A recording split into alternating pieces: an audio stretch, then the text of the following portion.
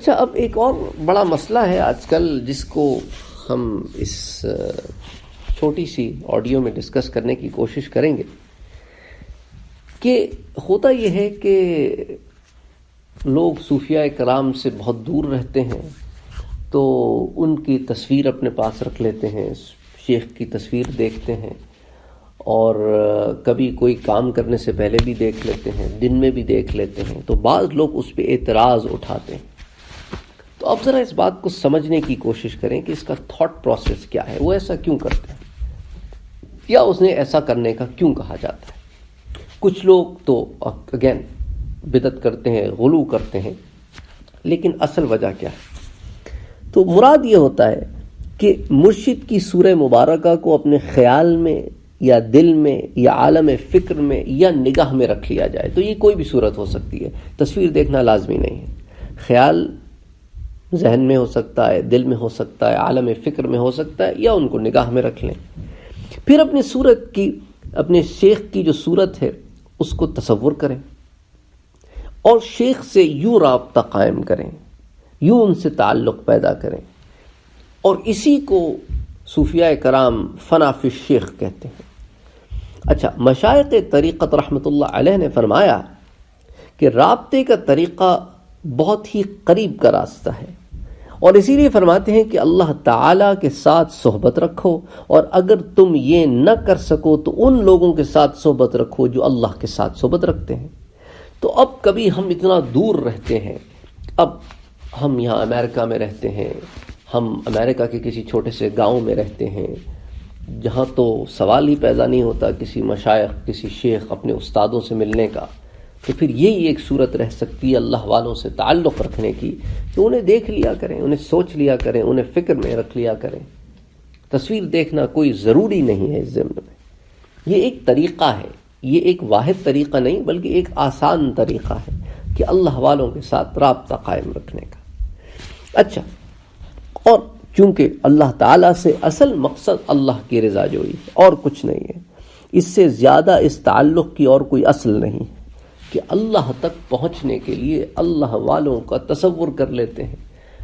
اب اس ضمن میں ایک حدیث بھی پیش کریں گے آپ کے سامنے، تو اس سے ایک آپ کو محبت ملتی ہے۔ اللہ تعالیٰ نے اپنے خاص بندوں میں ایک اٹریکشن رکھی ہے، کھچاؤ رکھا ہے کہ آپ اللہ کی طرف کھنچتے چلے آتے ہیں۔ اور قرآن مجید اور فرقان حمید کا ارشاد ہے کہ کونوا مع الصادقین، یعنی سچے لوگوں کے ساتھ ہو جاؤ۔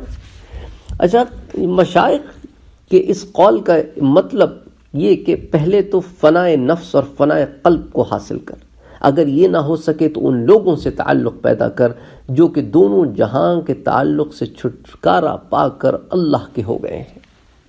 اچھا، تصور کے جائز ہونے پر ایک حدیث بھی موجود ہے کہ تصویر میں نے کہا نا، تصویر کا دیکھنا ضروری نہیں ہے، تصور ہونا چاہیے۔ اس کے اوپر یہ حدیث جو بیان کی جاتی ہے کہ حضرت عبداللہ ابن مسعود سے روایت ہے کہ وہ کہتے ہیں کہ میں گویا رسول اللہ کو دیکھ رہا ہوں کہ ایک نبی کی حکایت فرما رہے ہیں کہ ان کی قوم نے ان کو مارا تھا اور خون آلودہ کر دیا تھا، اور وہ اپنے چہرے سے خون پونچھتے جاتے تھے اور کہتے جاتے تھے کہ اللہ میری قوم کو بخش دے کیونکہ وہ نہیں جانتے۔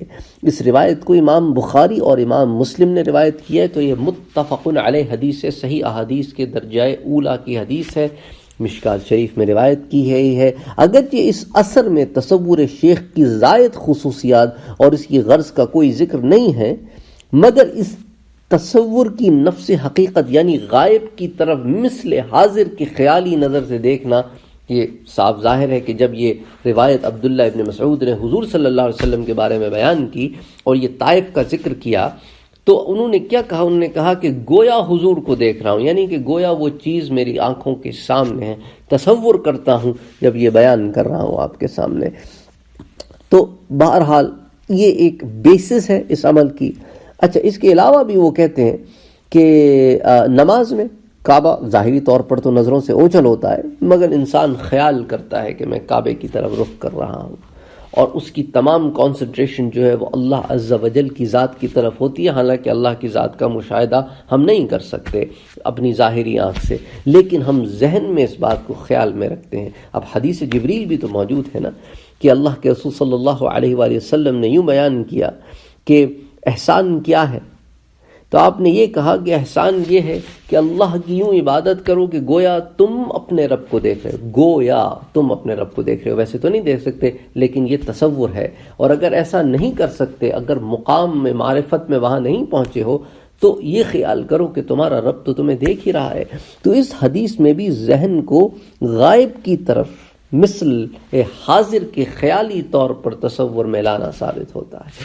اچھا، اسی طرح اگر نفس سے تصور جائز ہے تو تصور شیخ جو کہ بہت سے فوائد کا سبب ہے بدرجہ اولا جائز ہونا چاہیے. طریقہ اس کا یہ ہے کہ مرید اپنے شیخ کی خدمت میں اپنی ذات کو ہر چیز کے خیال اور تصور سے خالی کر ڈالے اور شیخ کی محبت کو اللہ کی محبت کا سبب سمجھتے ہوئے باقی رکھے اور اس کی طرف سے فیض کا منتظر رہے.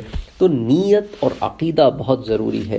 عقیدے میں غلطی شرک تک لے جاتی ہے. تو اللہ تک پہنچنے کے سارے راستے ہیں، یا اللہ کی معرفت کے راستے ہیں. اللہ والوں سے تعلق پیدا کرنے کا حکم اللہ نے قرآن میں دیا ہے کہ اے نبی صلی اللہ علیہ وسلم، آپ ان لوگوں کو جو ایمان لائے ہیں نہ چھوڑیے، کیونکہ یہ برباد ہو جائیں گے. سورہ کہف میں اللہ نے کہا نا اپنے نبی سے کہ آپ نہیں چھوڑیں ان کو، یہ برباد ہو جائیں گے.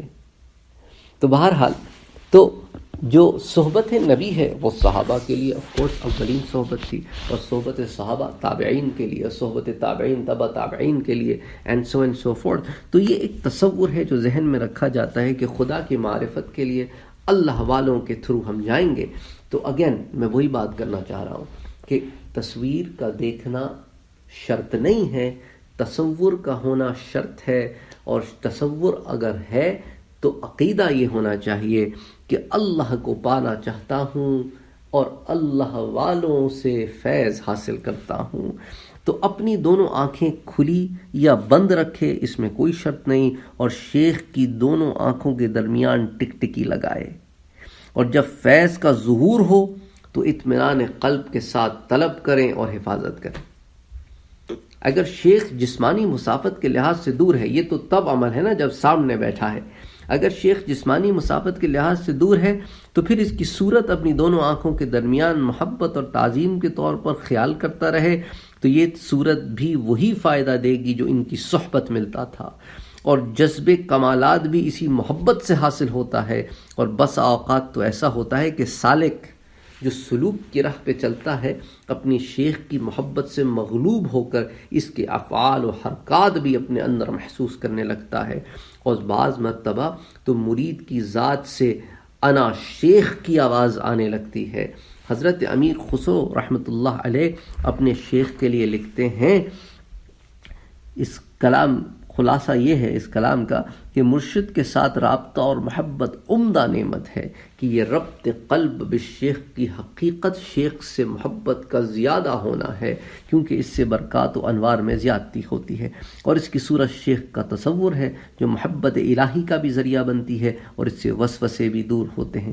مگر یاد رہے کہ حقیقت اور صورت دونوں میں شرط یہ ہے کہ شرع شریف کی حد سے نہ بڑھا جائے، غلو نہ کیا جائے، عقیدہ اور عمل میں خلل نہ ہو، اور معصیت اور بدعت کا سبب نہ بنے، اور آپ باطنی خرابی کا سبب نہ بنے. تصور کا یہاں تک آ جانا کافی ہے کہ ہم صحبت اولیاء اللہ حاصل کر رہے ہیں، کیونکہ اے اللہ تیرا حکم ہے. اب ہم مسافت اتنی دور ہے اس لیے بتصور حاصل کر رہے ہیں.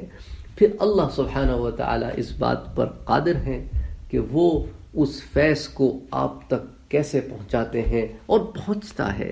یہ سارا کھیل نیتوں کا ہے، اللہ کے کرم کا ہے، اللہ کی لطافت کا ہے.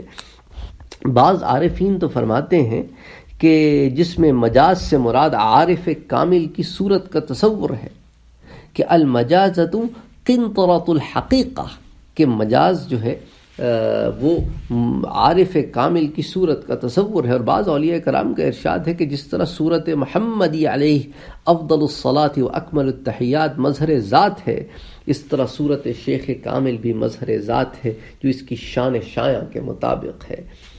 تو بہرحال یہ ذرا کمپلیکیٹڈ مسئلہ ہے، اس کو ذرا سا سمپلیفائی کرنے کی ہم نے یہاں کوشش کی ہے. تاکہ ان اعتراضات جو ایک ذہن میں پیدا ہوتے ہیں، سوال پیدا ہوتے ہیں کہ یہ لوگ ایسا کیوں کرتے ہیں، یعنی ایسا کرنے کا کیوں کہا جاتا ہے، اس کے پیچھے ریزن یہ ہوتا ہے. تو کبھی تصور شیخ میں بے خودی بھی طاری ہو جاتی ہے. یہ کیفیات ہیں، کیفیات کو آپ شریعت پر مبنی نہیں کر سکتے، اور نہ مراقبوں سے حاصل کردہ علم شریعت کے خلاف جا سکتا ہے. تو شریعت آف کورس شریعت ہے، شریعت کی پابندی لازم و اور کوئی بالائے شریعت نہیں ہے، شریعت کی پابندی شرط ہے. وما علینا الا البلاغ. اللہم صلی علی سیدنا محمد صلی اللہ علیہ وسلم.